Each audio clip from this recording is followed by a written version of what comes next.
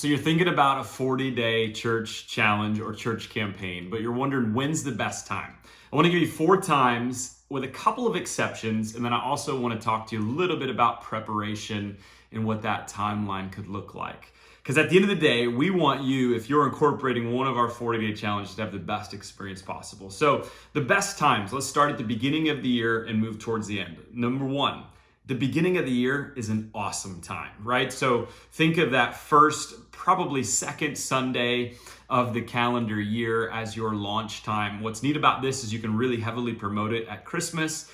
And a lot of people are thinking about new habits and different things they can do in the new year, which is something our books lend to doing, is to helping people incorporate new habits in their lives. So starting off the year with, hey, this year we're going to follow the words of Jesus, or we're going to become more like Jesus, is an awesome way to do that. Another 40-day period, the second time, is that 40 days prior to Easter, known as Lent.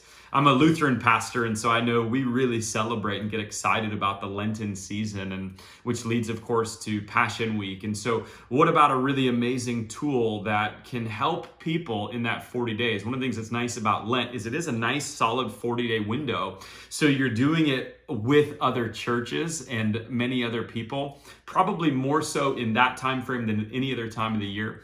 Another great benefit of the Lenten season is, for many churches, they'll encourage their people to give up something. So they might give up chocolate or fast food or soda for the 40 days. But then when the days are over, they pick it right back up. My thing is, why don't you pick up a new habit in the 40 days? Rather than giving something up, let's pick up the habits and the words of Jesus. And that can extend even into the rest of our lives. And so it's not just 40 days of giving up something, but hey, 40 days of forming a new habit.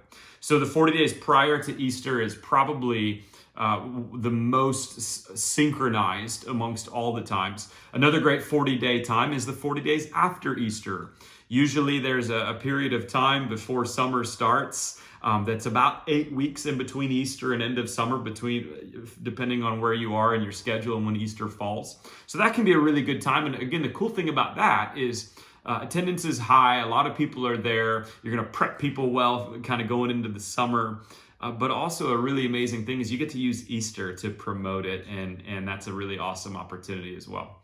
A fourth time is in the fall. And this one is probably the most popular on a large scale because there's a couple of months really that you can launch this and do really well. So starting kind of when kids go back to school is a really great time. So mid-August and launching anytime between then and mid-October, so you finish up before Thanksgiving, is typically a best practice that we've seen. A lot of churches will target that first Sunday after Labor Day, and that's a really awesome time as well. Those are the 4 best times we've seen. A couple other exceptions.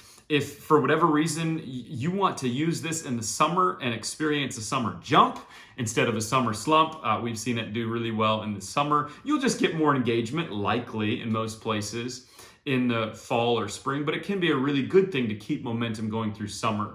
2 other exceptions would be if you're a new church plant and want to really galvanize your people and maybe work towards a launch Sunday. I think it can work really well in that time frame.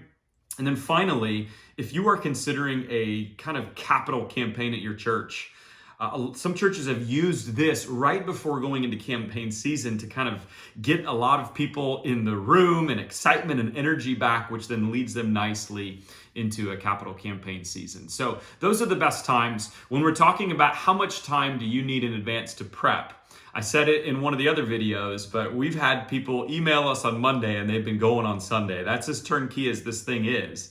But really, there's some best practices. And so what we've seen generally, and we're willing to work with you and figure out your time frame, what we've seen work well with smaller to mid-sized churches is typically about 2 to 3 months of planning. And so those weeks 12 to 5 leading up to it are going to be laying the groundwork for it, getting key leaders invested and involved in it, potentially even doing a 40-day challenge with the key leadership before you do it with the whole church in that time frame. All those things are really good. Getting the department leaders invested and excited about it. Also, coming up with your small group strategy and your promotion and distribution strategy. And I've got videos on each of those. That's typically what the middle to small churches are doing in weeks 12 to 5 and then weeks 4 to 1. Leading up to launch are going to be promotion, distribution, getting the materials to everybody, and ensuring, of course, the small group and social media and promotion strategies you came up with work really well. Now, if you're a larger church thinking, 500 and above, we've seen most of those churches probably start prepping normal about 3 to 6 months out.